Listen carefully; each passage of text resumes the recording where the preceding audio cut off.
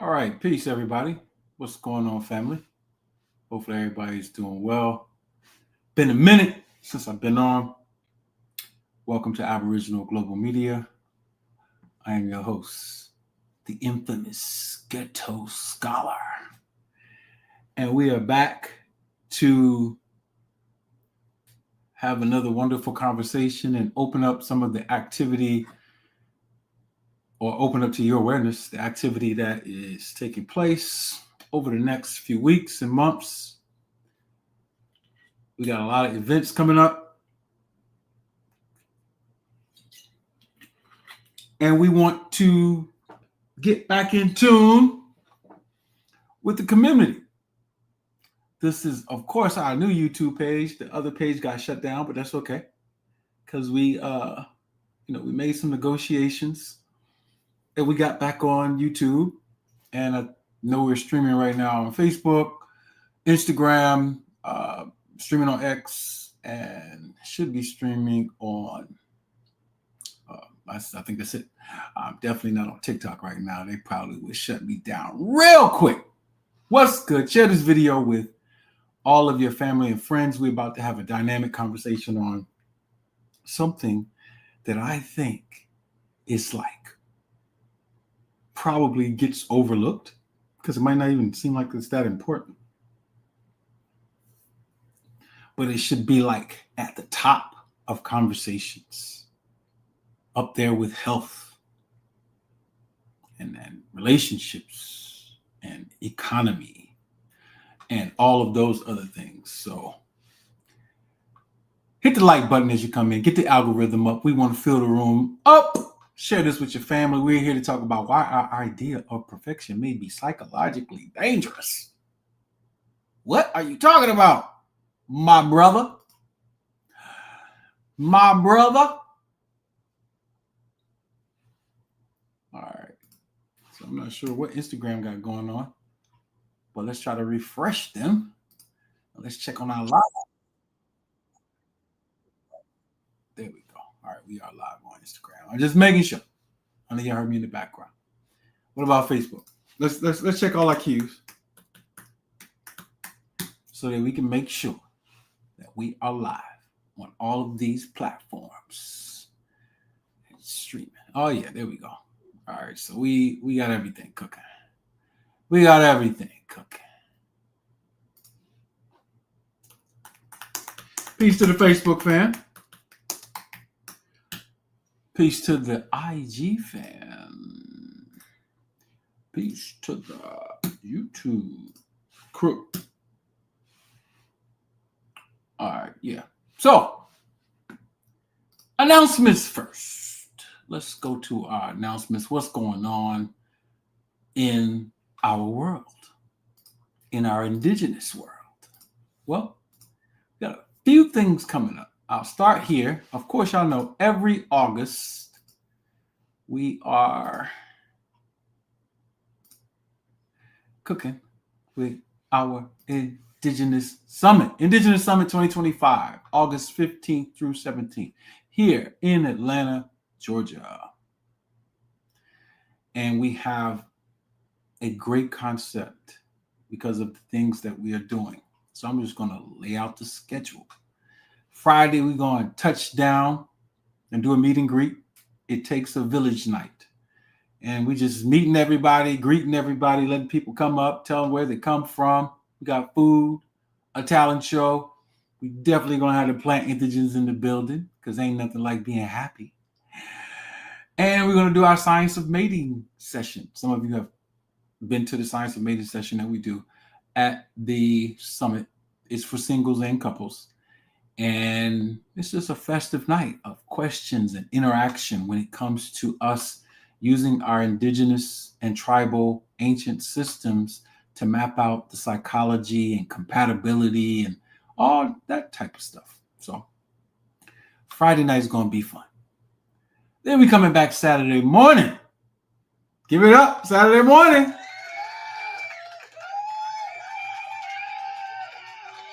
For all the internet thugs, we want you to pull up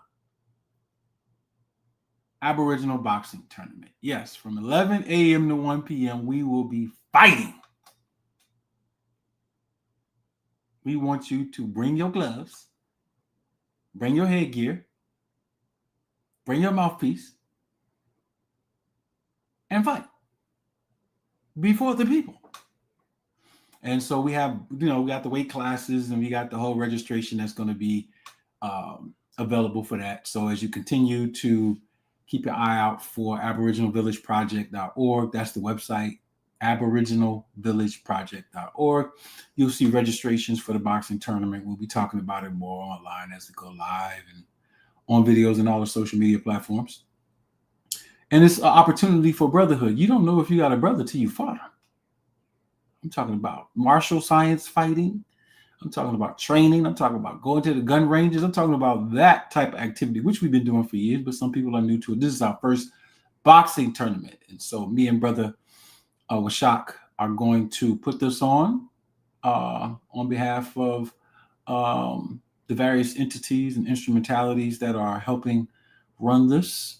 And it's going to be fun. Then we're going to take a break. Then come back later. We'll get started probably around 4. But doors are opening around 3 p.m. And our main event, Indigenous Restitution versus African American reparations. Why is it versus? Well, it is an educational point. And we got a federal recognition of a legal type in 2006, way back when we first started doing the research and building Aboriginal University and all of that. And now we're prepared to present something to the Trump administration that deals with the recognition of our tribe and to show our people what restitution is and what it looks like. And to educate them on their real history, which they're missing. And it's expected that they should be missing it because once you get colonized, your educational system gets taken away and you get introduced to something new that benefits the colonizer. And we're not here to complain. We're not on no woke complaining and begging the government. Reparations is something that we do for ourselves, and we have done that. Our people don't know what reparations is. Reparations goes to a jurisdiction, and its real name is restitution. We want to continue to educate our people because we're going to get the restitution. We already got the reparations. And so we have a full day of speakers. And in that night, we got lucky. We got lucky. Oh, watch out. I'm hitting the wrong key. I got to go through my keypad. I haven't done this. I forgot my keypad. Tank Davis versus Lamont Roach rematch. We're going to have a fight party. So, people will be able to pull up to the fight party and have a good time. Saturday night.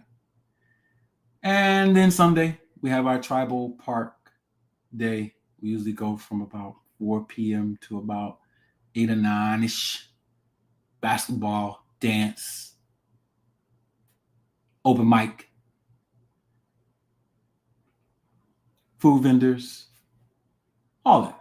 We're going to have a good time. So August 15th through the 17th, check out Aboriginal Village Project, and you will be able to learn about all of that. All right. And now, what else is going on? We definitely got to show this, right? Coming up soon in 2 weeks. We have our 2025 Women's Health and Births Conference. This is the first one that we are having, and it is about to go down. This is a free conference right here at YG Urban Cafe. And we are asking for mothers to bring their daughters and all the women come out, because this is the result of 15 years of research to teach women about the art and science of birth. It's fun, it's creative, it's technical, and we have a whole ministry of birth that Sister Naima is the head of, and she's one of the speakers. And the sisters are going to come and talk to you about things you need to know. What is it like to have a painless birth? What is that? Is that even possible? What is it like to pre-select the gender of your child? Is it even possible? What do you mean pre-select the gender of your child, bro? Like, what are you saying? Are you saying that we can choose the gender of our child before we conceive the child, then follow the instructions of the tribal midwives of y'all indigenous jurisdiction, and then get a boy or girl? And what is the cultural significance of that? It's a new day. And so here are the speakers. Sister Naima is going to talk about birth laws and birth institution. Sister Naima Shiamaru is the head of the Arna Ministry of Births, with a whole bunch of other credentials, which she'll get introduced when we get there. And she will discuss the importance of indigenous birth institutions and the benefits, advantages, and protections of tribal birth. Then we have Sister Aliyah Dayani talking about womb wisdom, restoring the reproductive health through education, tradition, and holistic care. She'll be talking about breastfeeding and all kinds of stuff. And she's the founder of Infinity Doula and Infinity Genealogy. And Sister Lazakia Shiamaru, who is the head of the Tribal Women's Rites of Passage, the DOS Society. And she's here to discuss EMF exposure and its impact on fetal development, something we ignore. How much do you have the phone in your hand while you're pregnant?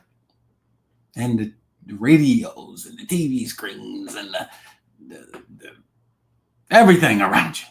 What can you do to protect yourself from EMF exposure and excessive ultrasounds and all of those things? All right. And then Sister Nia Shiamaru is going to talk about proper birth nutrition. You just eat anything you want? Why you got all these crazy cravings? And the importance of a sisterhood to birth and postpartum support. And they're going to cover a whole bunch of topics that day. All right. And then me and Brother Kojo are going to close that day. All right, let me share the other flyer. All right, me and Kojo will be in the building. And Kojo has his PhD in tribal medicine and tribal law. And he's also a board certified member and professor of Aboriginal University with a whole bunch of other credentials I'm not mentioning. And he'll be discussing the science of mating. That's going to be a heavy one, a deep one. Because we got enough, Kojo's work with the Drill Society and arbitration, and he has the professional experience hands-on to talk about this, to discuss this. And then I'm just going to be coming and closing it out with some inspiration, talking about the She Birth Family systems and curriculum and redesigning our children, which is super important. So that's, that should say Saturday, June 14th. Sunday is an open day, and we haven't fully planned that day. We might have an outside barbecue. I'm not sure, but we'll know within a few days. But that's 2 weeks away, and that should say Saturday, June 14th. That's an error on that flyer. I'll make sure we correct that. But you can go to aboriginalvillageproject.org, see the whole itinerary, see what's going on, and check in with the fam. All right. Let's see what else is going on here. All right. I want to make sure. Yeah. All right. So we got that. We got that in. Now let's go to the subject. This subject, I'm going to tell you what inspired this subject. And see, y'all need to go back and study. See, I'm an OG. I'm an old head. Hit the like button. Get the people over here. We about to cook. Why our idea of perfection may be psychologically dangerous. And so, a long time ago, back in my early studies, had this brilliant woman. Her name is Dr. Sharshi McIntyre. Some of y'all, if you in the chat on any one of these, you know who Dr. Sharshi McIntyre, put a 1 in the chat. Because that means you are my age or close. And that means you also really been studying. All right, so Dr. Sharshi McIntyre was an Afrocentric thinker, and she was one of the rare Afrocentric thinkers who acknowledged her indigenous legacy. Go watch it. She was the second, besides my own family members, she was the second person outside of my family members to talk like that. I was like, wow, this is me, right out of college.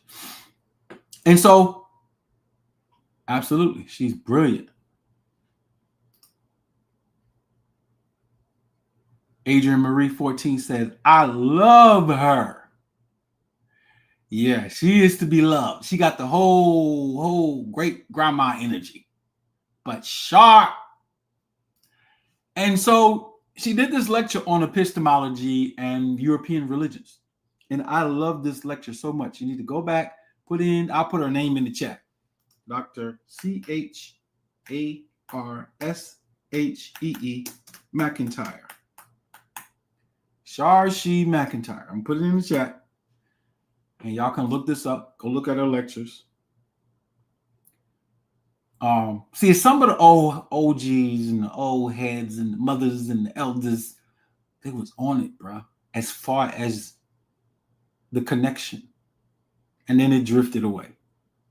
And I'm not putting down any of these new Afrocentric thinkers or the one, but it's not even close.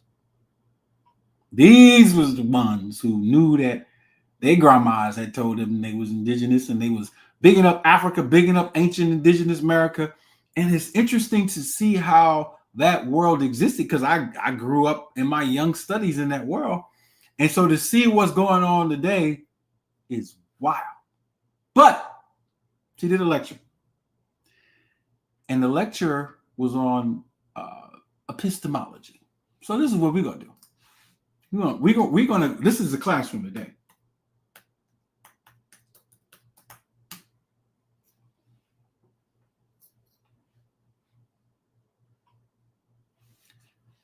So let me show you what the general definition for epistemology is, because she did a lecture on this, and I want you to understand what the word is. Epistemology, the theory of knowledge, especially with regard to its methods, like scientific methods, validity, and scope. Epistemology is the investigation of what distinguishes justified belief from opinion. So I don't like that word belief, but they're dealing with knowledge. And how do you deal with the methodologies? And then you click over here and they got a whole graph: ontology, epistemology, methodology, methods. And so I only bring that one point up because how you know something is based on the world that you're born into. When you're born, there's a whole culture. Wherever you are on this earth, there's a whole culture there. And whether it's to your benefit or not determines how you see a thing. And so the question I have for everybody watching this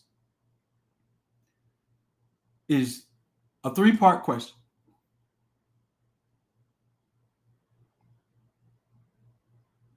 What is your definition of perfection? Who did you get it from?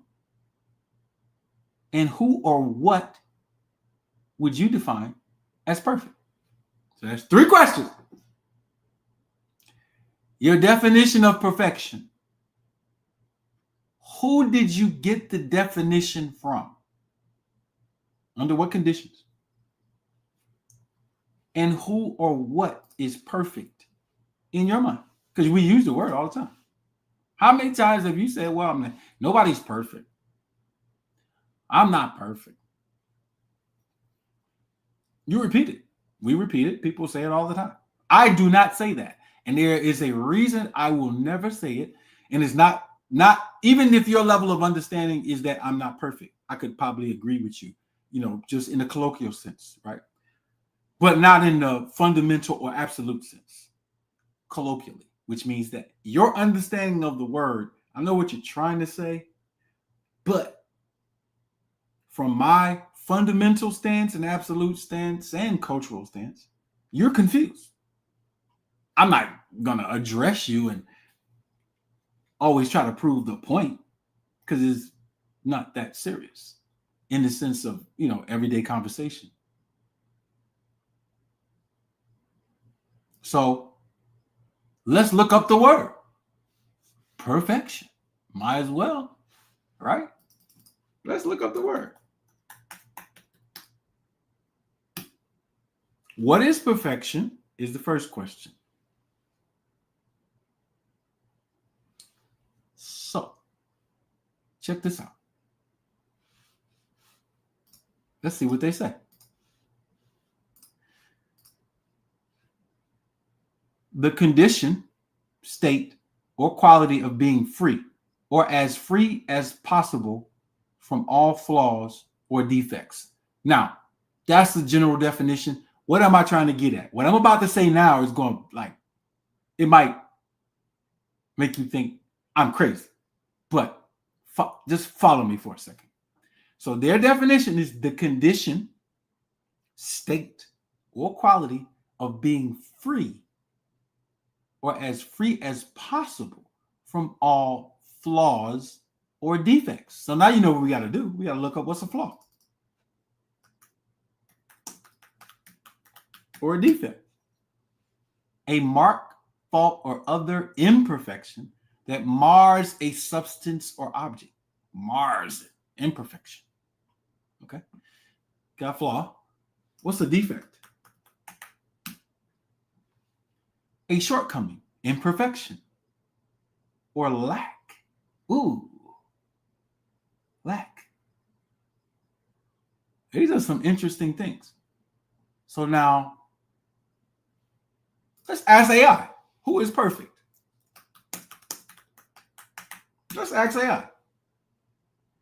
So let's ask AI and let's see what the parameters have put into the computers. In general, no one is truly perfect. This is AI saying this now. They're sharing their opinion. Woo. In general, no one is truly perfect. Human beings are inherently flawed and subject to imperfection. The concept of perfection is often tied to specific ideals, that's important, or standards.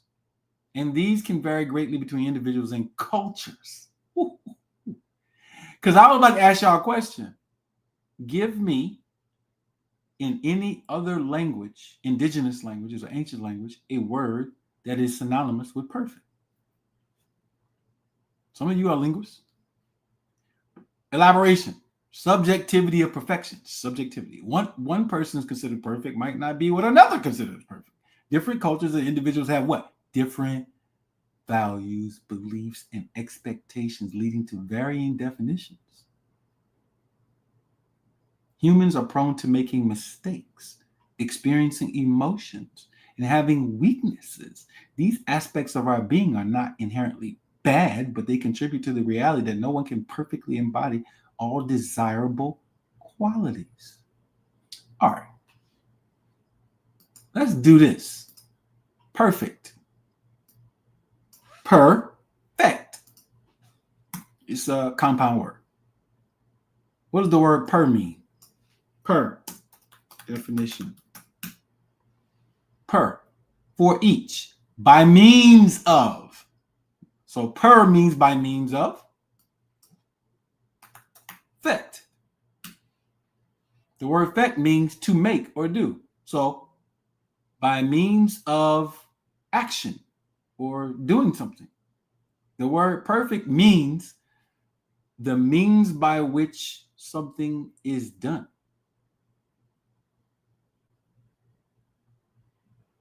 perfect, like effect. The effect is the result. Per is the way that you do it. I'm coming to a point.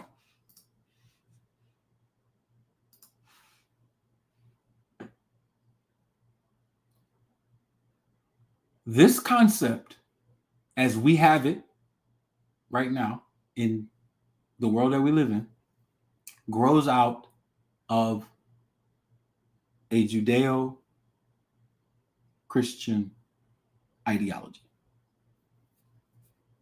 You can't put it in any other context. Now, you can step out of that cultural phenomenon and still have other civilizations that have concepts that are close to this or something like it, but it will be different. So we have to deal with Judeo-Christian ideology. And I'm here to tell you, this is the bomb I'm about to drop. Get ready. If you ever said, I'm not perfect, it means you're mentally unstable for saying that. One, because the culture that developed the concept in particular is making the statement to counter the culture that you were a part of before they raped you from it. The purpose and design of the concept is to rape you from your indigenous mindset and to put you in a concept that will make you a perpetual slave, emotionally and psychologically. Now, I'm going to prove my point. Every person, including me, who has ever said that, you are saying that as a subject of a culture that was designed to make sure you never understood your culture, never had the concept other than what you were given, and so that you could be stuck in a prison based on the concept. And it has branches from the roots. And those branches lead into hate, a severe hatred of women, a severe hatred of anyone that has a reasonable or logical ability to observe and come to perspective and conclusions about what they observe without permission. Meaning, you need permission from the same authority or correlated authority that gave you the idea of perfection to come to conclusions about things in the natural world. You don't have the right, Ali, to come before the world and say there are 6 types of melanin, and this has something to do with the behavioral dynamic of the people who possess them. You don't have the right to do that because we write books on melanin for academic discourse, and that's not our angle. So you will be considered fringe. Now, I'm going deep into the emotional, psychological perception of reality of humans. That's all I'm doing. How we see the world, right? How we see the world. This phenomena is a Judeo-Christian concept. Now, if you are Jewish or Hebrew Israelite or you're Christian, now we may be at odds a little bit and you might already turn off the live. I don't know. What I'm asking you to do is to listen to someone you may disagree with. And it's okay. I'm not going to just try to destroy your religion. What I am going to do is give a perspective that is not rooted in your religion or your culture. And so, I mean, obviously you're an adult, you don't have to listen, but you may learn something. But you turning off the computer, the phone, or whatever is the proof of what I'm saying about the correlated authorities who don't allow you to think based on your observance of the natural world. It is an unwritten law that says it is illegal for you to think. Now, you might be an atheist and you have a whole different concept. And you might say, well, this doesn't even apply to me. I beg your pardon. Yes, it does. Because you have a way of viewing a world, and atheism is a cultural phenomenon. It's not something that didn't grow out of anything. It grew out of something. And who were the progenitors of that world and that worldview?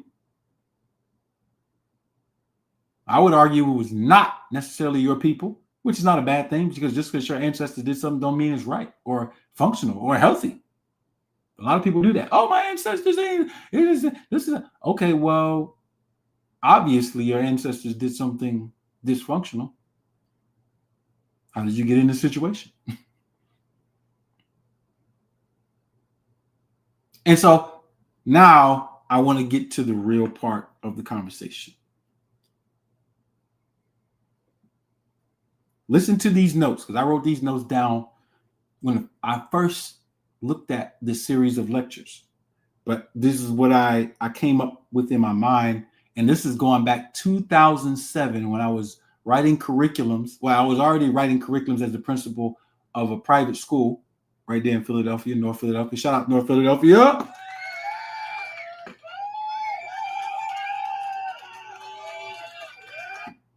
Academy of Universal Science, also known as Muhammad's Islamic Academy. At the time, I had already departed from the ranks of the Nation of Islam, but I was running the school. I was a principal. And so I wrote curriculums. And so a part of what I wanted children to understand at an early age was looking at the indigenous world properly, so you don't have to be ashamed of indigenous culture in America, Africa, and other places. Because they were really smart. I'm pretty sure they were not without challenges in their civilization, but they were really smart. So let's go here. This is what I want you to get. All myth is rooted in a knowledge that was present at the time. Now, I'm going to come back to Judeo-Christian perfection, because I got to go into Jesus and the whole concept of their abstract God. Their God is abstract, but then it also has anthropomorphic concepts too. All right, it's both. They blend it, but it's still abstract, because even if it's anthropomorphic, you don't know who. Anthropomorphic means personification. Right? I'm going to come back to the whole Jesus phenomenon, because I'm going to tell you my view of what that was concocted from and for what purpose, because it certainly is not historical, but it's based on something historical. All right, so all myth is rooted in a knowledge that was present at the time.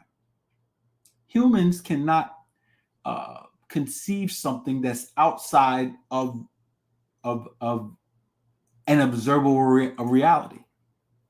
They can conceive something that is teetering away from that reality, but we see colors, we see trees and animals, and so even if we start lying about something, it's based on the truth.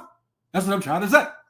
All right. So all myth is rooted in a knowledge that was present at the time. All knowledge is rooted in some form of historical reality.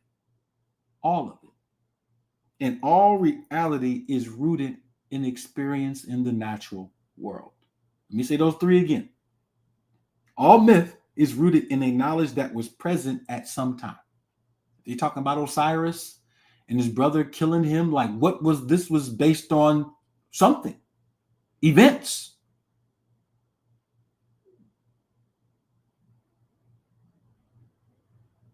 This is based on reality. Let's go. All knowledge is rooted in a historical reality. You can't get knowledge from nothing. It comes from something. All reality is rooted in experience. Now, let me ask you a question since we're dealing with the natural world. Who is the first person you are aware of outside of yourself? Come on, y'all. Answer my question. Oh, we're going to go tonight. We're going in tonight. Who is the first person as a baby that you are aware of outside of yourself? Your mama. No. Somebody said God, and somebody said your mother. Whoever said your mother, you are 100% correct. A baby has no concept of God whatsoever. None.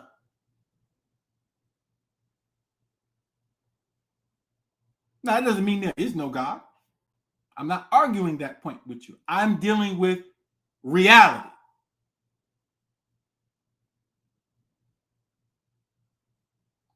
The baby's first concept of any type of interaction is the mother, or if the mother is taken away, another human being.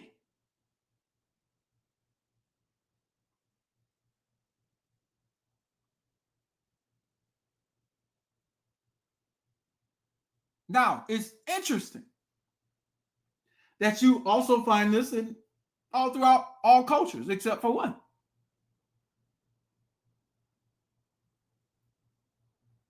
When you go to the myth, when you start going to the myth and you deal with, Atum Ray and any other of the indigenous histories in the Americas, you have all of these myths and they go back to families. In Roman myth, though, the children, their first interaction with a being is a wolf, a dog. Let me go further. Where are you when you conceive? Where are you? You're in a uterus, a womb, and is filled with fluids, solution, water, all kinds of fluids. But let's just use water because water is not the only thing, but it's the primary fluid. You're a baby in a dark place that's water.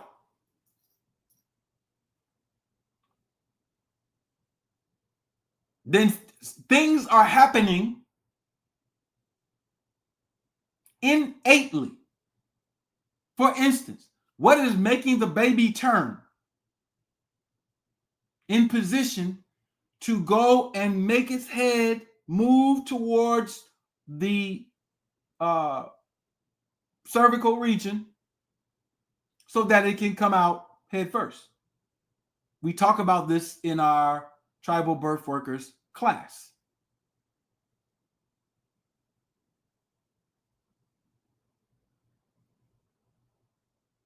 These are things that are happening. Biochemistry is taking place. Physics is taking place. Natural law is taking place. So the baby does have an awareness, but is a different type of awareness.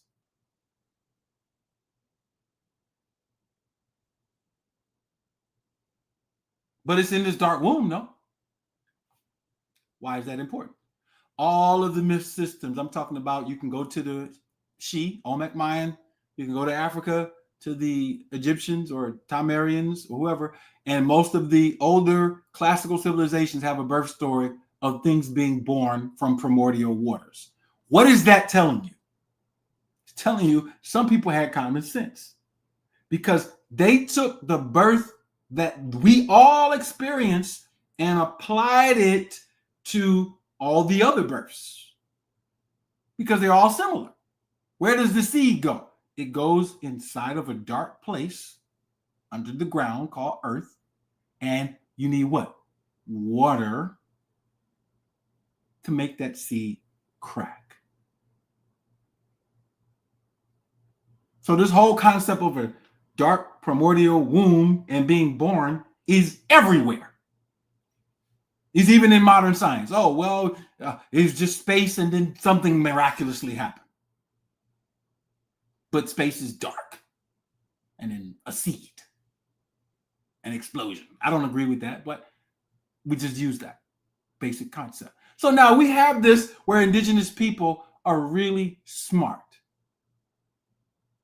And their veneration for mother and respect for mother is seen today as matriarchal just because of how much women are, one, disrespected, and two, coerced into disrespecting themselves.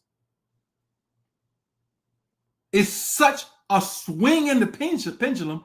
When people today look back at that, they call it matriarchal history because women were revered. No, it's not matriarchal. It's just a culture that respects, loves, and honors women. They're actually healthy and normal. Your excessive veneration of it shows your severe deficiency. And your amazed mind about, I didn't know, from a Judeo-Christian standpoint, that women had civilizations where they were honored and respected and protected and not deceived. And there was no child support and alimony and baby daddies and baby mamas.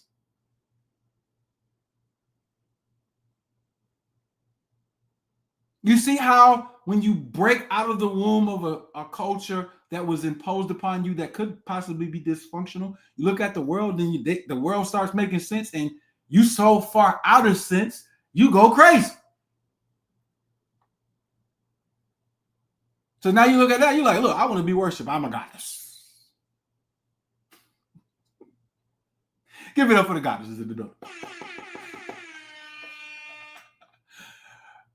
Man, but let's stick to the point because we're going back to perfection.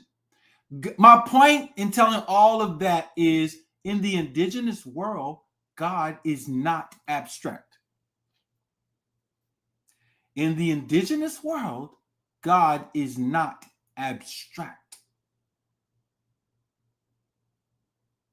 We use reality to come to conclusions about deities.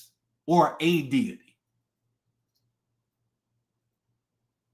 Or if you want to talk to an atheist, the power, forces, or things that bring about existence. If you want to talk to the science, we can do the scientific method and say, what is the fundamental causation in physics for the development of matter? Don't matter which environment you're talking to, you're saying the same thing. And this is a part of indigenous culture that I want you to get to too, because this is the point I'm coming to, is the ability to have an entendre or a metaphor. And what entendres and metaphors become is mythical stories. What is an entendre? An entendre means I can use language to say a sentence, but the sentence does not have linear meaning. The sentence is just like creation. It curves and moves, and in that curvature, it gives an expression that is not just one thing, it's many things. I could say that's a dope ass car. Does that mean the car is on drugs? Does that mean the car has a gluteus maximus that is dragging a human ass? Does that mean the people in the car are doing pink cocaine? No, dummy. It just means that's a dope ass car. You don't know what the dope ass car is, bro? No, because you don't understand how we use language. We use language that in a method that is tied to the very nature of how we come into existence and how we explain it. We explain it through entendres and metaphors because it is worthy of being explained through entendres and metaphors in order for you to understand it. Because it's multiple things happening at one time. So think about this now. Think about people who don't have that natural cultural phenomena of doing that. Where do y'all come from? And why do you have an abstract God? I'm going to tell you why you have an abstract God. You are new to the planet and you haven't had time you didn't have time to understand the natural world. You didn't have time. We've been here. We've been knowing what all of this stuff, weather, agriculture, botany, astronomy, construction, metallurgy, chemistry. Like we've been doing all this stuff for a long time. So we got all kind of languages around this thing. You don't know nothing. Your origin is just like your God. It's missing. It's abstract. Because you don't know where you come from. You're trying to figure it out. And so that was born into your culture. So your response, once you start seeing people who are not like you, is what? What is your response? I'm going to tell you it's the same response that happens when you run up on the person who's more intelligent than you and you feel bad about it. What are you going to do? What are you going to do?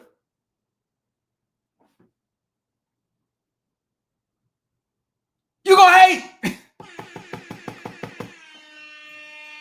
And in your hatred and fear and envy and jealousy, you have to now take from reality and draft something that's a one-up on that person.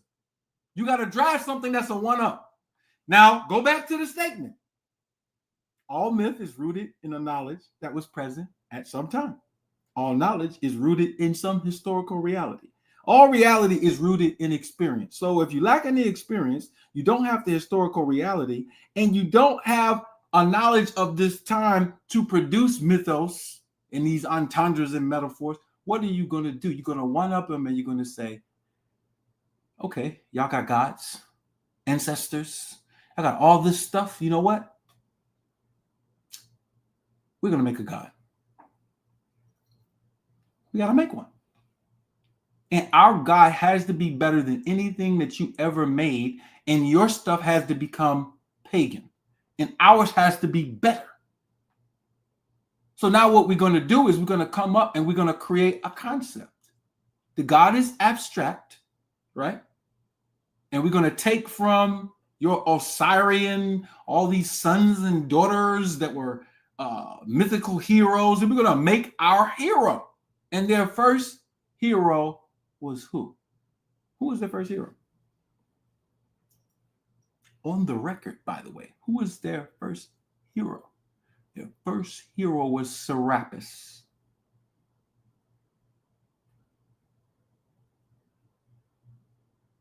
And even it was stolen. Zeus belonged to the Phoenicians and the Mycenaeans. Zeus is not theirs. I can show you pictures of the original Zeus. I'm talking later, way later. They reconstructed Zeus, but if you're a historian, you know Zeus was from an indigenous so-called black culture. Yes, it was. And then they reconstructed and they wrote things, but no, the original Hercules, Zeus. How far y'all want to go? We could talk about Europa. Like which ones? We could keep going on and on and on and on. No, it was Serapis. And even Serapis was a form of Osir that was represented Apis, the bull. But anyway, Serapis was the beginning. But Serapis was mythical now. He was still a mythical figure. So they had to develop a culture. And Serapis eventually became Jesus. Now, I've written, let's see, do I have it in here? Hold on. Listen, y'all. Let's see. When I got into this, I was 21. I'll be 50 in a month, a few weeks. So that's what? 29 years. Almost 30 years. And let me tell you what I've been doing for about 25 of those years. Every Monday, Tuesday, Wednesday, Thursday, and Friday for 30 minutes when I wake up, I study something. And it's in a pattern. Language, medicine, history, etc. And I have never not done that. So I'm telling you experience. So when I wrote this book right here, listen, it's not personal. It's just historical reality. So I know they invented Jesus. And my mother is a Christian. I love my mama. My grandma's all gone now, but they was all Christian. I love my grandmas, my aunties, my sisters. Come on, y'all. Ain't nobody tripping. I'll be home. My nephew has my same birthday. I'm gonna see him and my whole family. I don't be in there tripping. But it's still a fact that Jesus never, absolutely never existed.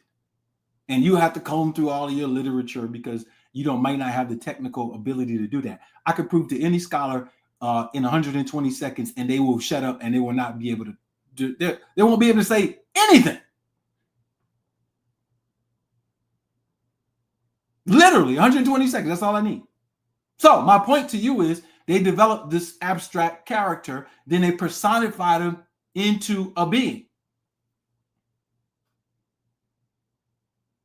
And I know what you're going to start saying. You're going to start Yahshua Ben, so-and-so Ben Pandera. Please. I know you haven't read enough. And no, Constantine did not exist. I see it in the chat. I already know what you're going to say before you say it. There were no councils of Nicaea as you know it. Like, this is all revisionist history, and it's very difficult for you to deal with going through the material. We do it through teams of researchers. And this is where jurisdiction and all kind of other factors come in, because they're beating you with jurisdiction. They're not beating you with academia. Academia is a branch of jurisdiction. They're beating you with jurisdiction. So let me go back to the point. They got this abstract God now because they were jealous of you. And now this God, they developed this concept of perfection, which means you're born in original sin. You're a sinner. You're innately a sinner. And we have this process that we have, our God went through, that's an immaculate conception. And that immaculate conception removes man from producing the seed. The seed is created by the abstract God, but it becomes a man, but a special man, by way of the mother or the Holy Ghost. In summary, I mean, there are all kind of technical things to deal with that. But I'm dealing with the epistemology and the concept. And so now what do you have in all of this concept? This Savior goes through 33 years of existence and then dies and is resurrected. So they took parts of other stories like, okay, we got to write this in. They got all these resurrection stuff. Why are we going to put that in? They got the Nomos Anaganos over here in Mali, and they got Osar over here, and they got so-and-so over here in America, and they got this going on. We're going to take all these stories and we're just going to. Now, why did they take those elements? They were interns long enough to see that this would be familiar. We need something familiar, because this is low-level sorcery now. This is the magician's paradise. We're about to develop our story, and we are in competition now. And so we develop our story, and we have this abstract God of perfection. This is where I wanted to get. Now I'm here. So now your concept of perfection comes from This is not an insult. I am not insulting you because I don't like to call you white people. So if we're going to deal with maybe biology or history, from Neanderthals. Or I can't say Europeans because the first Europeans were indigenous, highly melanated people. So we could use what we know of in biology and science to identify. The descendants of Neanderthals brought you a concept of a perfect God. That's where you get it from. You certainly don't get it from any indigenous civilization.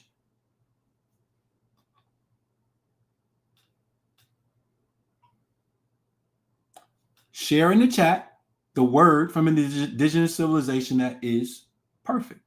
So I'll tell you what perfection was in the indigenous world. Perfection in the indigenous world is that every cause has an effect, and every effect can become another cause, and the cycle continues to create causes and effects. The seeds you plant, if it grows, is going to grow. If it's a mango seed, it's going to grow into a mango tree, not an apple tree. Now, if the tree is weak because the conditions were bad, it's just the conditions. So you learn the conditions. So the tree is not evil.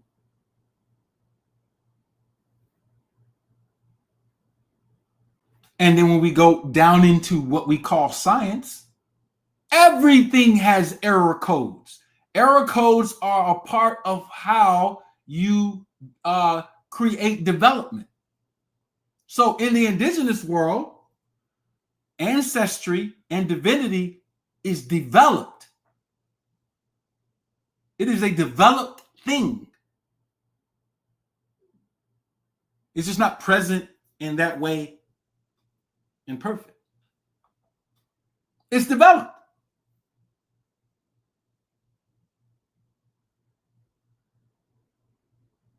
Because everything has these causes and effects. And the error code is a part of the process. I'll give you an example, and you can just use this as science. In order for your body and your muscle tissues to grow, you have to cause slight injury to them. And then the body goes through recovery and repair, and then the muscle is leaner and stronger. When you're fasting is it's an action that takes you away from something that's natural. Food is natural. And when you're in the state of fasting, if you test your testosterone as a man, your testosterone is all the way down. All kind of stuff is going on in your body. Your body is cleansing out waste and is doing all kind of things. But by the time you eat your first meal of recovery from the fast, now your body is replenished. I understand the Gnostic story. The Gnostic story just mirrors all the other indigenous stories. It's the same. And so what I'm trying to say is that errors are a part of cause and effect. It is innately necessary in this universe for things to develop. So come over to the human experience. Mistakes are a necessity. What's supposed to protect you is culture and jurisdiction. Culture takes you through initiation, pain, suffering.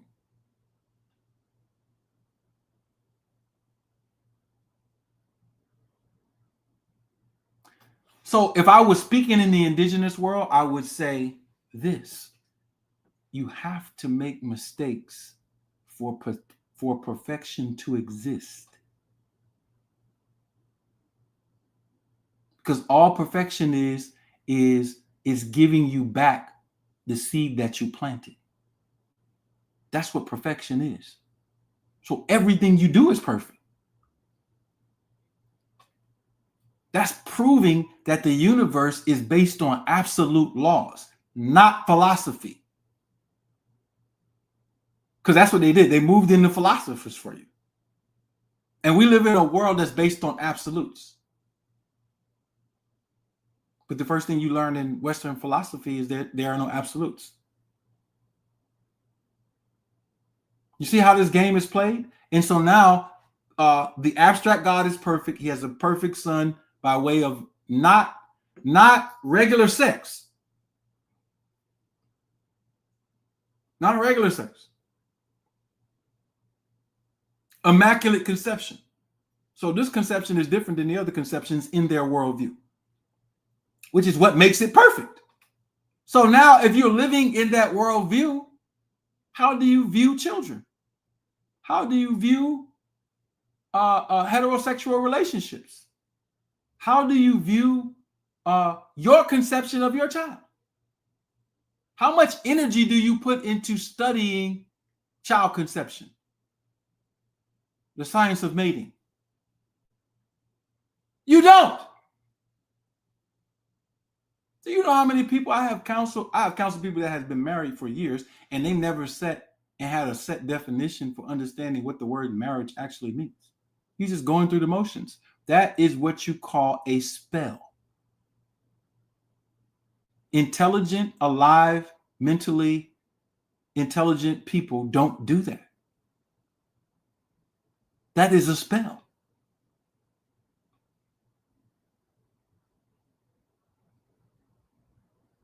That is a spell. You were walking around married and you never had a conversation on what the word or the concept marriage means to you.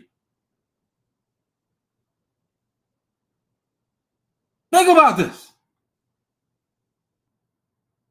And so every time you go around and you say, well, nobody's perfect, you know what you're doing? You're doing a number of things. You are making an excuse first. And it's a part of the cultural phenomena that you are. You're making an excuse to say this result should be expected because I'm not perfect. You should expect that this might happen.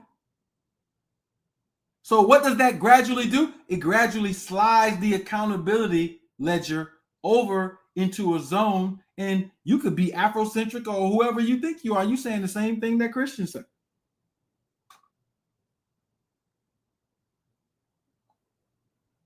You're saying the same thing. Hit the like button. Get these folks up in this building. Get these folks up in here. Our idea of perfection is psychologically dangerous to us. It is what makes women expect that they're supposed to be in pain in birth. I mean, who's studying what to take and what to do to not be in pain? Hell, Eve was cursed by God, and that was passed down. No questions asked. Generation after generation is believing that women are supposed to be in pain because somebody ate a forbidden fruit. Then you say, well, I don't believe what my parents do, but you never set up any cultural identity that rids yourself of the memory of that which your parents have shared with you. Now, please don't play with me. Because if you think that memory is not in your body, you don't understand what a body is. I'll give you an example.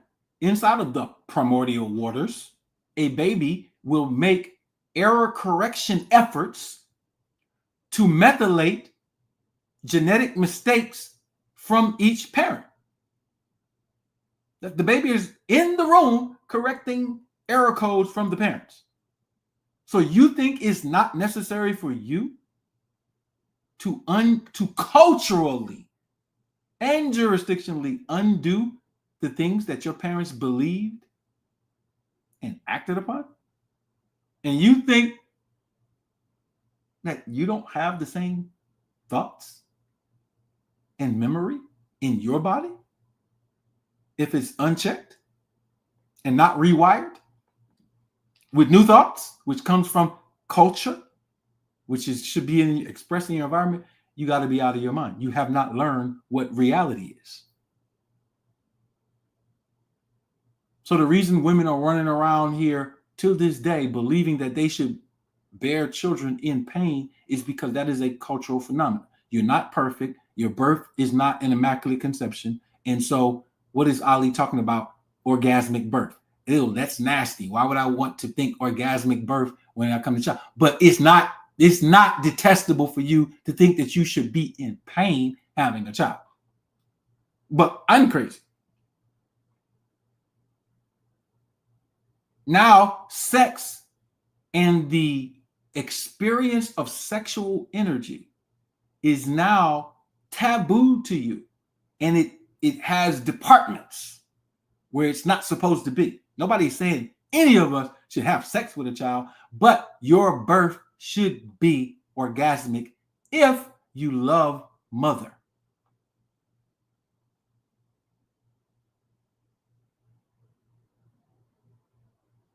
But you don't love mother.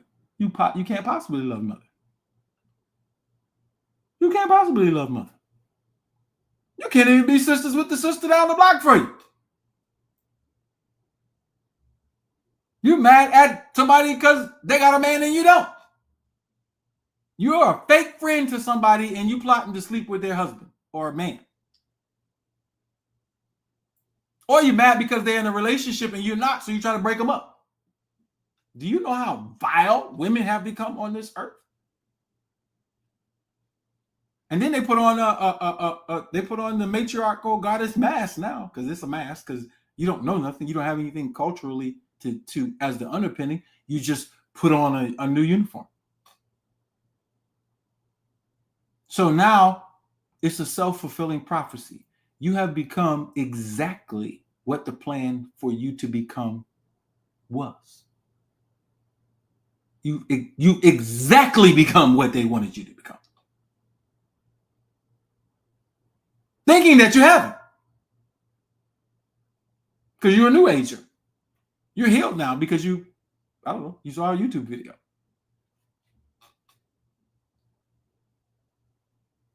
And you're a man in church, and the highest ideal of man for you is a man that is never or will never be with a woman.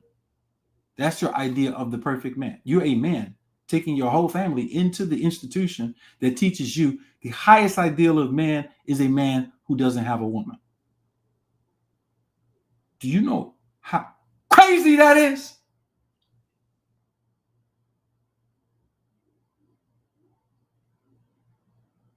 So my thesis is that our idea of perfection from a colonizer's cultural phenomena is dangerous. And I recommend that you stop saying you're not perfect and either do one of two things. Understand that perfection is the law of cause and effect, and everything is perfect. And if you don't like it, you have to put your desire and will in another direction. And that's called willpower and creativity, which, by the way, is what the design was to rob you of. Let me get the concept down so you can see it. I'm gonna go to music to prove my point.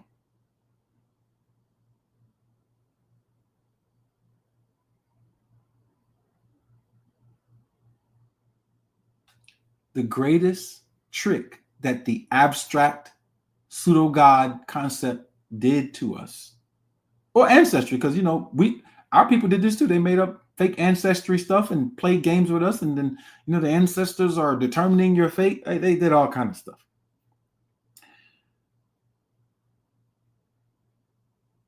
What does the mystery pseudo god concept do?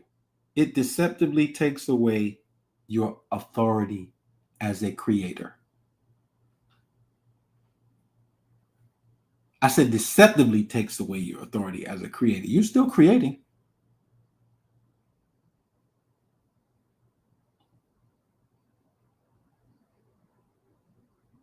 You're just doing it against your best interest. That's all.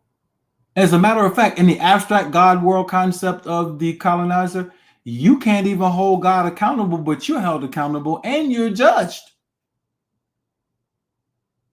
Who holds the abstract God accountable?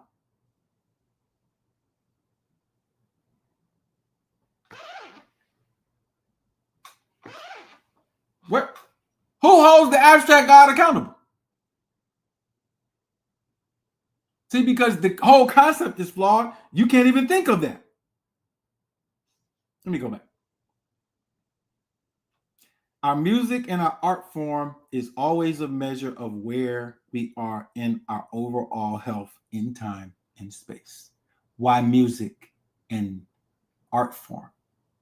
Because music and art form is a purely creative act. And the content and expression is telling us where we are as a people. It's a great measuring tool. It's very impulsive. Whether it's functional or dysfunctional, it's coming from, somebody's creating it. Even if they got a mass character out there and they got somebody in the background who are really writing the script, it doesn't matter. Somebody's creating it. So now look at our musical world. Look at the artists. Look at who's popular in the world of music. Look at the output. Look at the conversation. Look at the other fields and endeavors of phenomena in a culture that it impacts.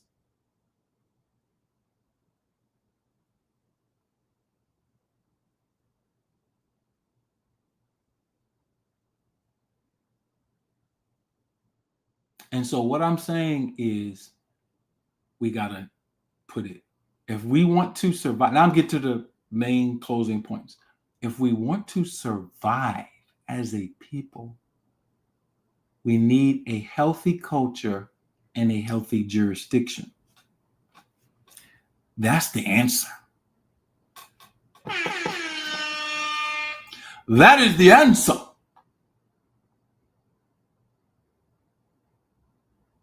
And so now we have to be responsible for growth and development of it.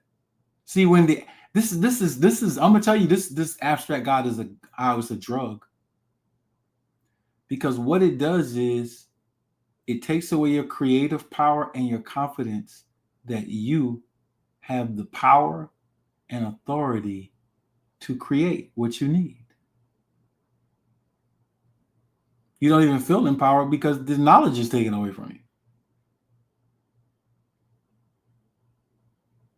So you got to get the knowledge back. You have to get the awareness back. You have to get the methodology of observing the natural world and then moving forward. I made a statement the other day on a post that they need to give me the Nobel Peace Prize because I will be the first scientist to tell you what a soul actually is. And it's based on observable phenomena in science.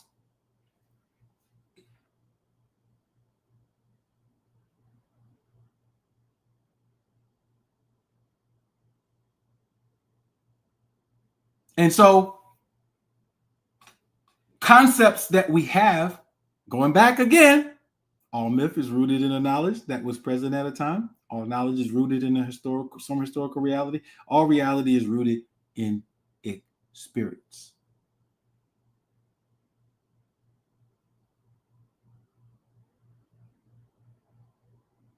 So you have to explain to me, look, because this is science now, how one person can have something that other people don't have access to. Like if Jesus has the avatar soul, how did he get it?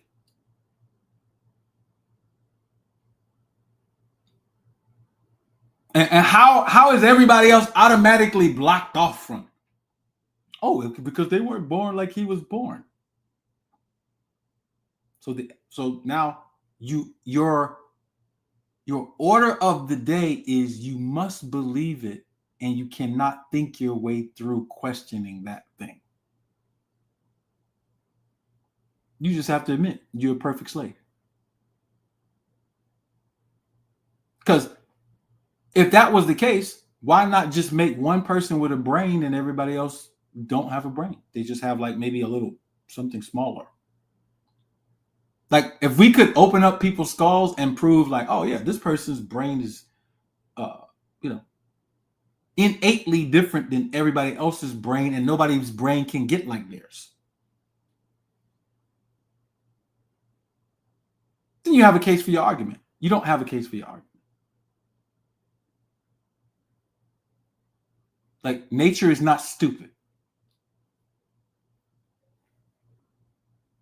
We are all unique, but fundamentally, we have access to the same natural world to build our uniqueness.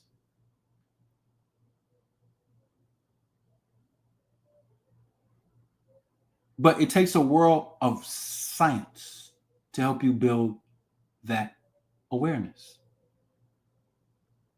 I'll give you an example. I was making the example just now. Science class, right? You go, you put helium in a balloon, and it goes up. It floats. Helium is a noble gas. You fill any of those balloons up with noble gases, they just automatically rise.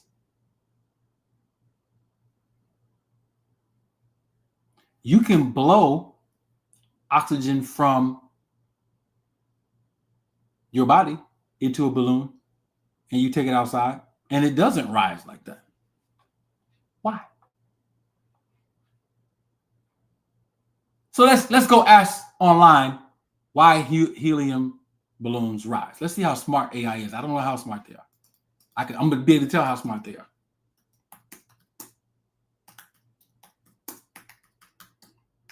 But this is on epistemology.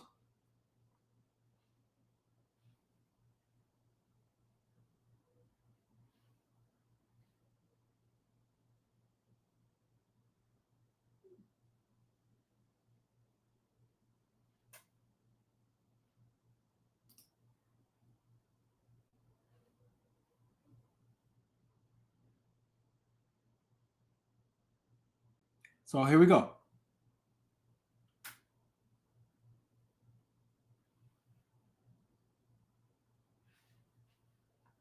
Watch what they say.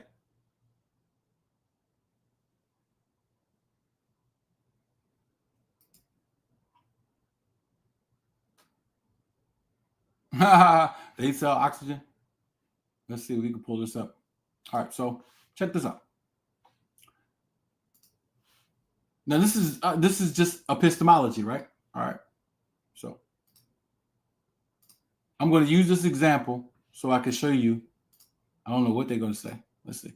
All right, helium. Helium balloons rise because the helium is lighter. All right, so now we're dealing with weight than air. All right, this difference in density causes the balloon to experience an upward force, also known as buoyancy. All right, that overcomes the downward force of gravity, causing the balloon to float upward. All right. Helium is significantly less dense than air. Air is primarily composed of nitrogen and oxygen, which are heavier molecules than helium. When a helium balloon is released, it displaces a volume of air. The weight of the displaced air is greater than the weight of helium and the balloon itself. This difference in weight causes an upward force, buoyancy, that pushes the balloon upwards, counteracting the downward pull of gravity. So now, let's look at this word now, gravity. So this means, check this out, anything lighter than air should always float, or lighter than nitrogen and oxygen should always float. It should always be buoyant. And if we can find any case in creation where that is not the case, then we have a problem. Now, the issue is we can find many things where that is not the case, because we could look at this word of buoyancy and we could say, wait a minute, something's not making sense here, because we can show many different things with buoyancy that show, well, why am I floating or why am I not? For instance, if I put you in water, if you don't tread water, you're going to sink. That would essentially mean what? What does that mean?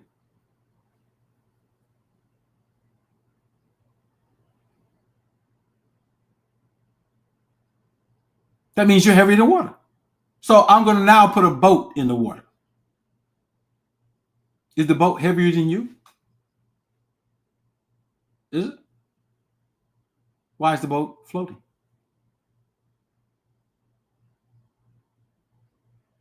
The boat floats only due to shape. The boat is heavier than you. You could be a 200-pound human, and I could put a 2,000-pound boat next to you. One will float, one won't float. And it won't be based on weight. It will be based on shape. Let's say the canoe is heavier than you. Why is it sinking? It's because of the shape. Only. So now, let me tell you why helium is really floating away.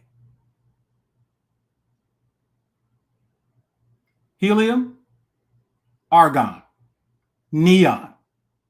All of these gases are known as noble gases.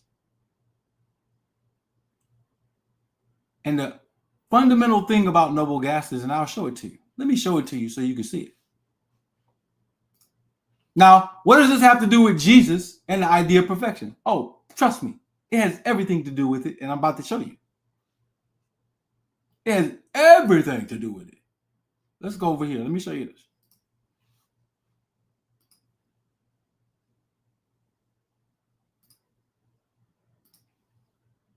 Let's go to the periodic table. Let's go over here. Helium, neon, argon, krypton, xenon, radon. What do these all have in common? Because they're over here in this pink column, and the pink column is noble gases. What do they all have in common? They have what's called a closed electron shell. So now there are not electrons floating around an atom. That's a really old model that they know is fake. And of course, during the time of Einstein's theories and relativity, they know this, but we still get taught that electrons are floating around a solid nucleus. That's not what atoms are. We know that now through literal observation and experiment. So the first shell is 2, and then each other shell is supposed to be 8. But this is an electrical field. So it's kind of like a cloud. And so helium is closed at 2. Then you go to neon, and you got 2 plus 8, which is 10. That closes the second electron valence shell. Then you add 8 more argon. So these are closed. They're non-reactive. And so what does non-reactive mean in chemistry? It means neutral. But all matter, the reason why it's matter is because it's reactive. That's the basis of chemistry and biochemistry. That's the basis of so-called organic life. Non-reactive means you're out of here, bro. I'll give you another example. If you take anesthesia, or if you take any one of these gases can actually be used to cause anesthesia, which means you leave consciousness and go into a state of sleep, and you can die. Anesthesia is when you use a gas or a combination of gases to render a person unconscious. Now, what does balloons flying into space and unconsciousness have to do with each other? Because they're based on the same chemistry. Space is a zero plane of curvature, and it is non-reactive. This is why the sun has heat and light. You can go up in a spaceship, and I'm talking to flat earthers and globe earthers. Regardless of this, you know, and higher you go, the colder it gets. But the sun is up there. So even if you think the sun is local, still get cold. Go to the top of a mountain, go into a balloon, it's going to get cold.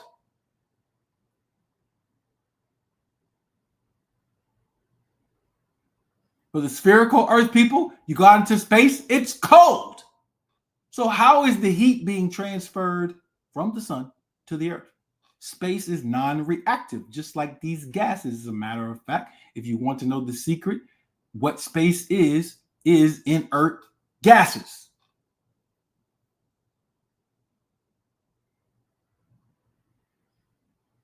That's what light actually is.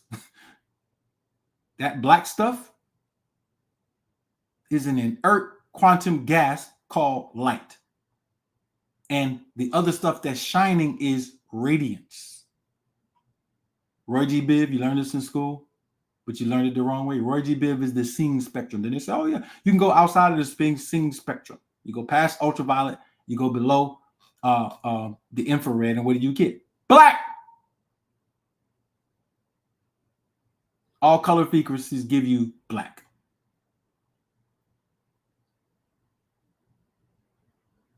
And so that blackness is non-reactive. The reason why the helium is going to that, because it's going back and radiating to that, back to that, which is non-reactive.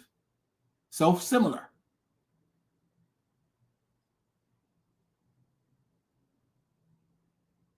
And the reason why you go to sleep when you have these gases is because they're non-reactive. They're shutting down your chemical reactions in your body. That's what's keeping you awake. The serotonin and all of the other neurotransmissions going on. You have to have reactivity, which is all of this stuff over here. Why am I mentioning that in respect to Jesus and all of this other stuff? Jesus breathed air. The pseudo Jesus.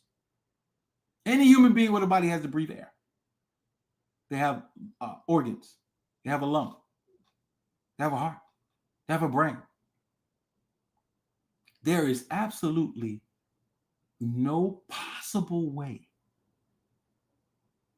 for any human, man or woman, to parthenogenetically create a child. First, the word parthenogenesis comes from partekin. Partekin.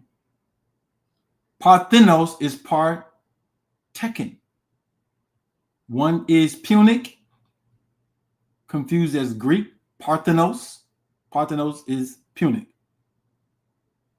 which is a Proto-Sinaitic script that comes from Egyptian. Partekin. Per was womb. Tekin was the obelisk, the phallus. A phallus and a vaginal canal and womb is what gives you partekin. The word parthenogenesis means man and woman uniting. It does not mean an abstract God mysteriously getting a child pregnant. It's just not possible. Sorry.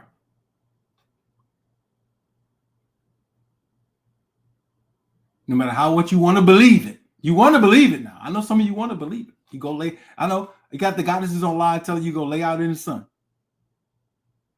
But my point in bringing all of this up is that these gases right here are the spaces between reactivity and non-reactivity.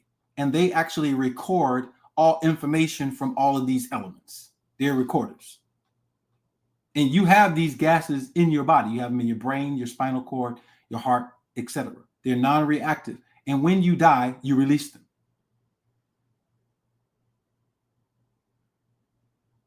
This is your soul. Noble gases in the human body is what the soul actually is. They do what? They reverberate back into the atmosphere and space. And you breathe in noble gases. That's how you have memory. Every human that has ever existed breathed in and out these gases.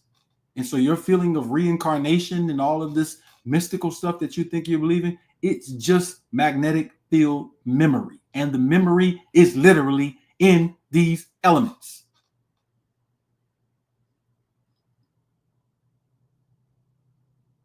Because they're in the body doing something, but they're not there to cause reactions. But let me ask you a question. If they're non-reactive, how do they put you to sleep?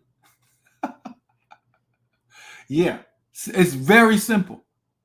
So every human being that has ever walked the earth is interacting with the same natural world. That's the point I'm trying to make. There is no one who is innately more special than any other person.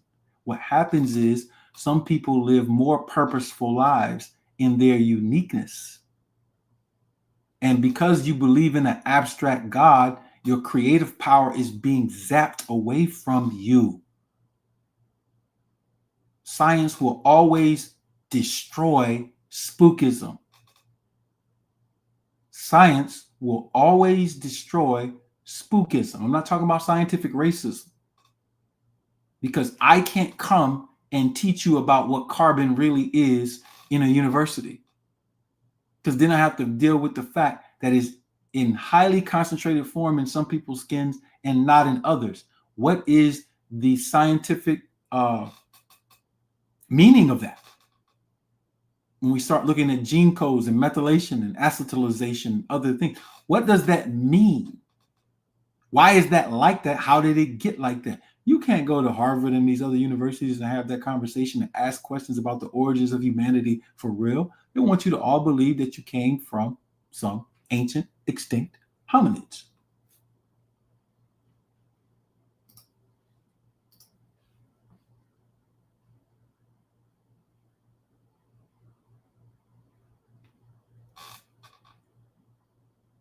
And so these are all deep questions, but I want you to get the point.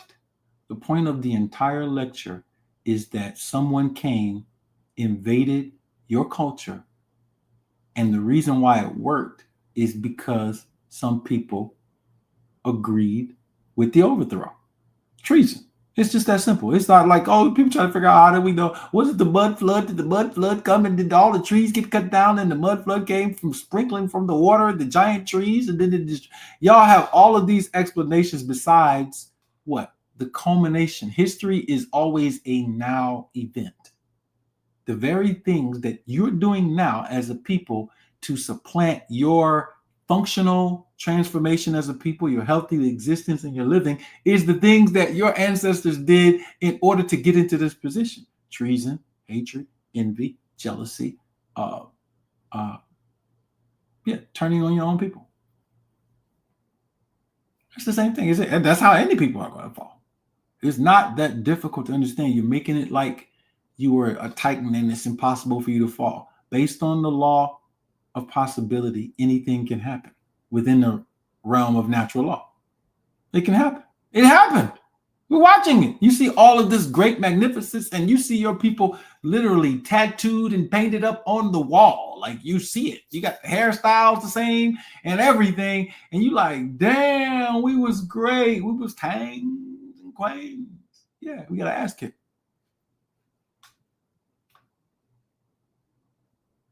We got to ask it. And that's okay. Because we didn't kick some ass on this earth too. We did. Recently, we have. But the point is that the abstract God that was culturally imposed upon you has you thinking things that are very dangerous for your development. And it permeates like an infection into different parameters of the socio-economic, cultural, political spectrum in society. And it'll have a woman thinking that she's supposed to be in pain for 6, 7, 8, 9, 10, 11, 12 hours to have a baby. Our quickest birth in our family was 45 minutes. The women weren't stressed. I had them pregnant. Like, they didn't work. They worked for themselves at home. or did what they wanted to do, but they didn't have all of this stuff going on where you got your woman at work up until whatever time. Like, bruh, culture and jurisdiction solves problems. Definitively.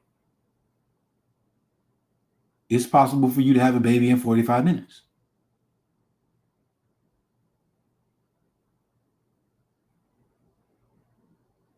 I watched my daughter come out in 45 minutes.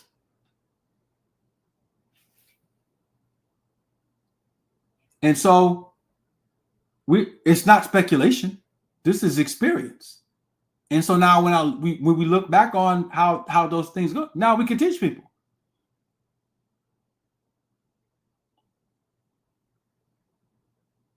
We can improve upon the idea.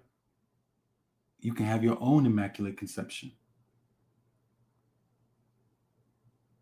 This is a result of not thinking for ourselves. And so let's close on this. What are the pseudo magicians up to? What is, I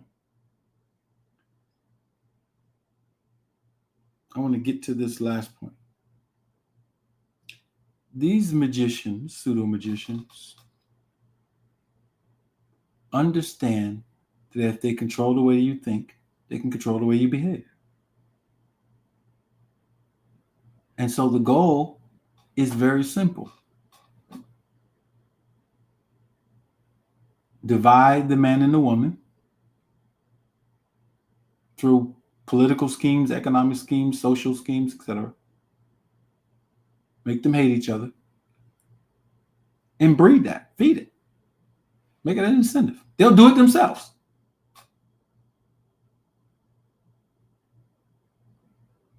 And there is nothing more important than the bond between man and woman. Nothing. And so your view of that bond, your view of the conception of children, your view of sex, all of that needs conversation in your homes, and it needs culture. You mean to tell me you could talk about history all the time in movies or whatever, and y'all ain't never had conversations on sex? You never read books on sex? And everybody gets here by way of sex, and y'all ain't nobody talk about it? This is why your children get to a certain age and they start experimenting. Nobody talk to them.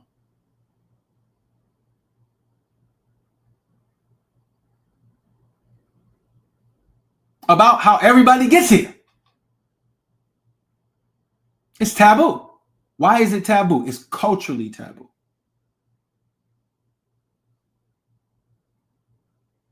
Then they corrupt the sacredness of it publicly through, all the stuff that's out here. You can watch sex online now, which is weird. And so people are learning, they're learning that way.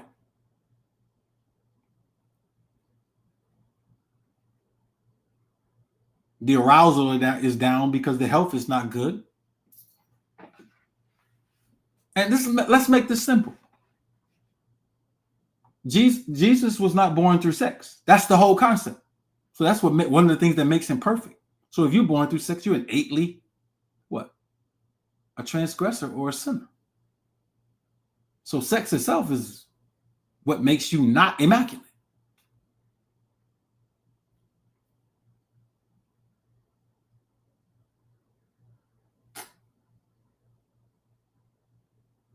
And just like you can contaminate air, you can contaminate water. You can try to block out the sunlight.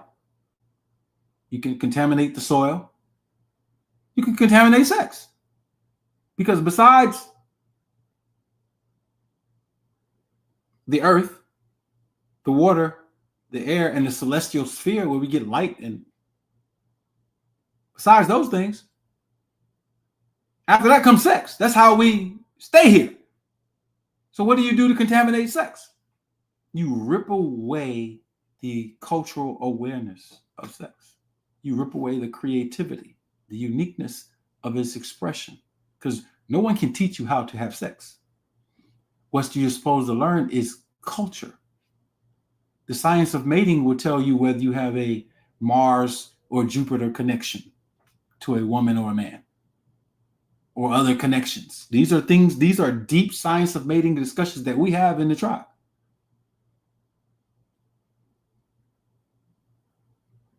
But you're supposed to be designing the village. That's why you're supposed to know how to plan the gender of the child, because you're supposed to be planning children. Unplanned children are stress.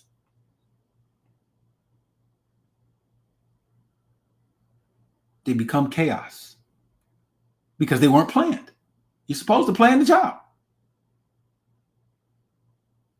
And if you plan the child and you're culturally aware, you know what's about to come into your village because you're about to breed it. We need more scientists. We can make scientists. Like, we're sitting here with all this technology, body, and the ability to procreate, and we're looking around trying to figure out how to solve our problem by talking to a bunch of people who don't want to hear it. Do you know how crazy that is? And now we're feeding from that culture. And so now our innate response memory from everybody who's come before us, who've lived that corrupt, destructive culture, is going to be that perception. So now you can't do anything. You can't problem solve out of that. Go look online at your top contributors to conversation influencers or whatever, and see if they're having conversations like this. And people be wondering, why you don't ever come on and do lives, bro? I'm sitting here like, bro, y'all dumb enough to listen to that? I'm gonna let y'all get flushed out. Let nature flush y'all out. Let circumstances flush y'all out. The ones who are, highly involved in that.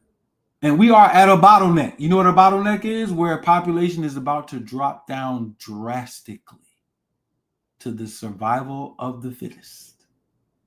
It's happening. It's going to happen. You can't stop it. What you can do is be a part of the bottleneck of people with some sense who can survive and thrive and be creative enough to continue their lineage. You got people who are out here bragging, women mostly, bragging about their lifestyle and not having children. And you know what I say? I never argue with them. I'll never go on their posts and say nothing bad about them or try to argue that they should be thinking about having children. No, please close your goddamn lineage off. Close that lineage off. I'm thankful you're not having no damn children. No one wants to see another you.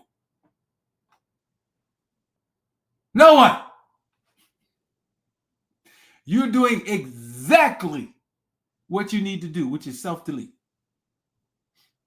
Could you imagine you got a virus software in your computer and it just like deletes all the negative stuff that's trying to get in on your computer? That's what we need. That's what we have. People who are dysfunctional self-delete in this simulation that we're in. They self-delete. They carry on behaviors that will lead to their extinction. And you should not get in their way.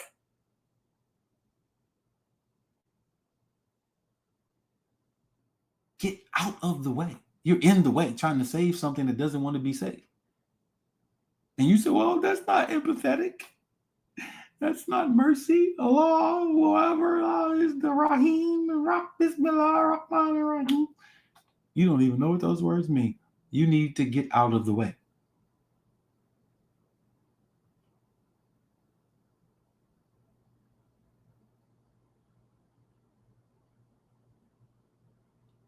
Because these are natural processes taking place. Let them go live their best life with no children. We're happy for you. It ends with you. Round of applause for the people who want to go extinct.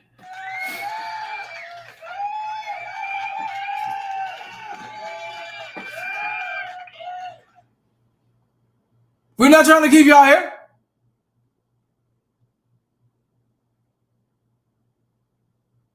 Do not go after that which is self-imploding. Like, why would you do that? Is there something in you that is attracted to that? Let them self-implode. There's nothing you can do. You will waste all your energy when that energy can be directed towards happy, healthy experiences. Those people don't operate well in groups and villages and tribes and communities anyway. They want to be online. They want some attention. Let them live their experience. All right. So, in closing, the idea in the modern world of perfection is from an enemy.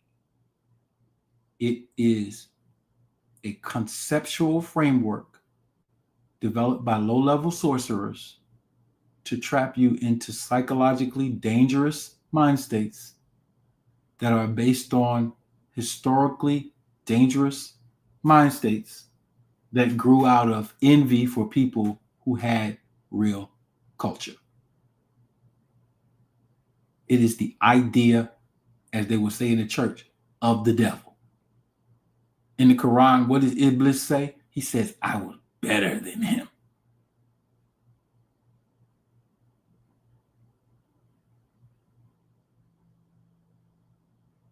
They were envious of what was already here. They had to make something. They made something fake. They took everything from what they already saw that was here, and they tried to one up the original people, and this is what they came up with.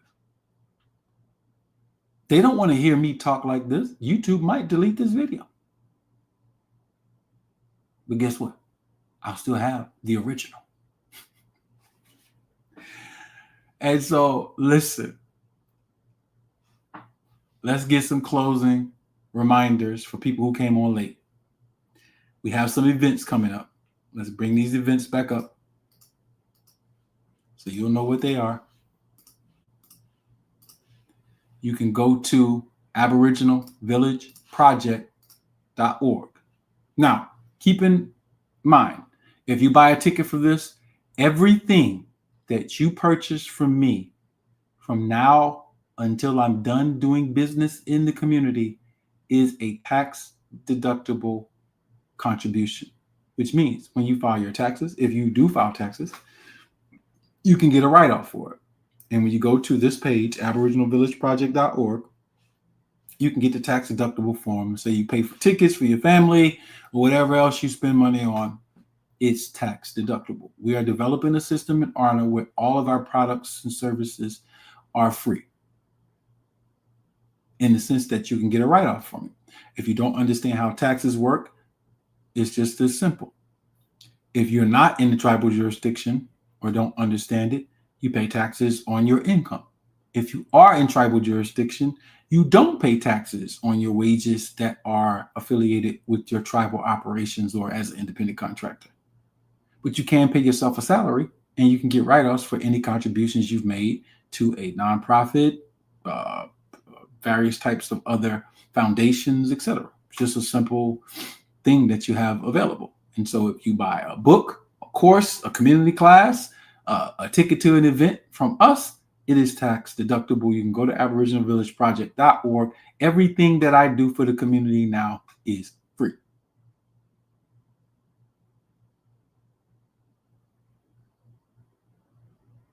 And you can write off up to 30%, almost up to 60% of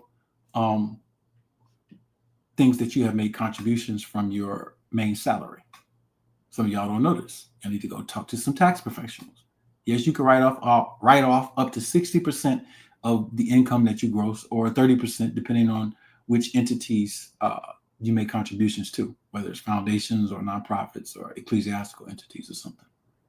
But my point is, y'all can't say I'm trying to rob the community, because I figured out the methodology to make everything I do free.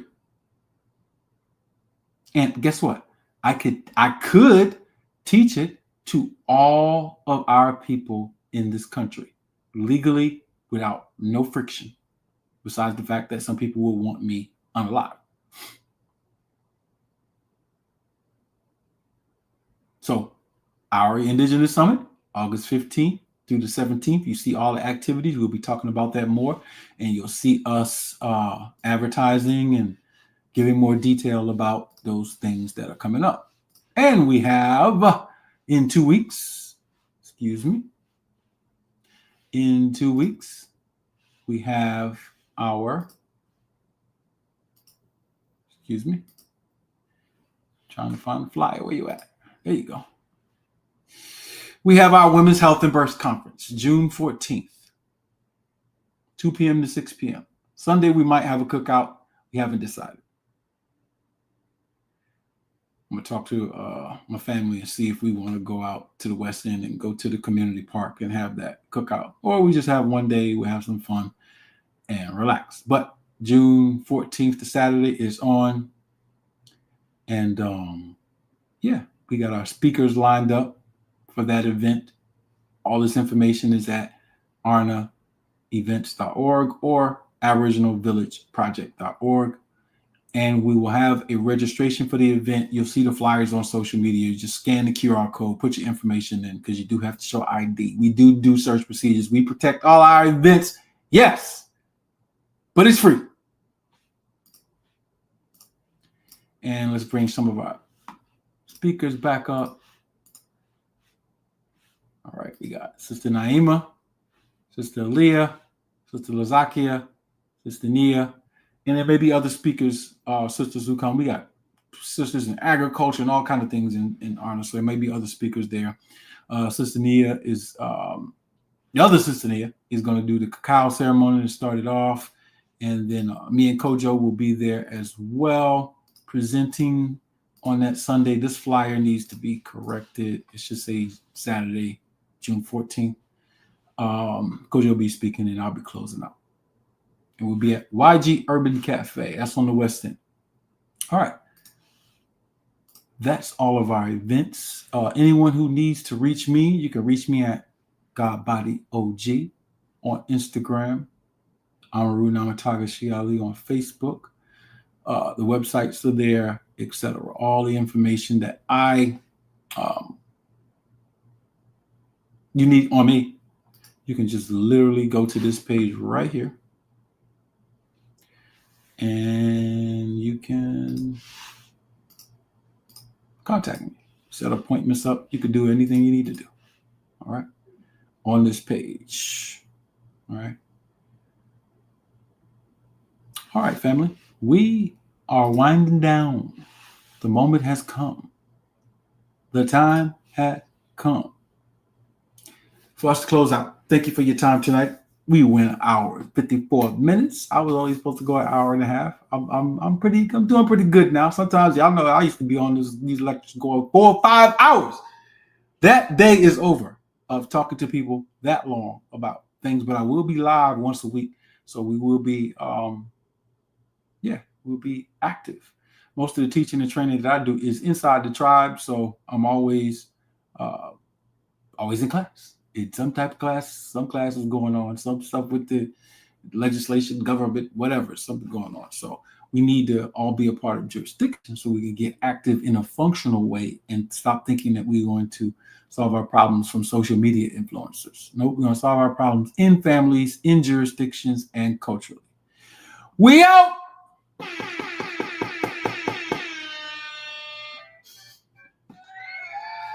Give yourself a round of applause.